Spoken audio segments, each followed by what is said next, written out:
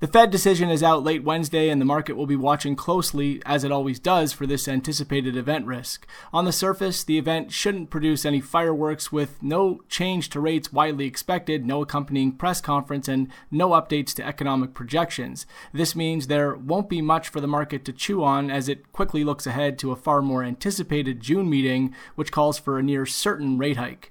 But we did say on the surface, and there definitely is risk the monetary policy statement turns heads.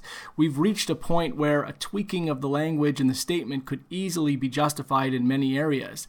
The biggest area is the inflation area, where the Fed will have a tougher time leaving things as is, with inflation now much closer to running to target than long-running line of inflation running below target.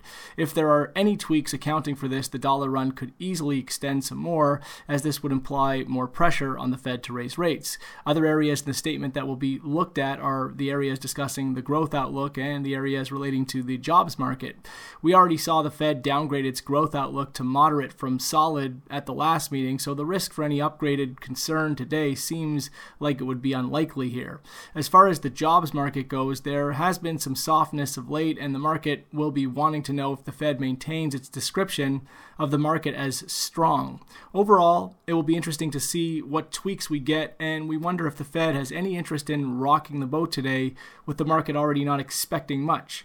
But that inflation outlook is a big one, and with the Fed already moving more to the hawkish side, a hawkish tweak there could really impact the market, as it may significantly ramp up expectations for a fourth rate hike in 2018.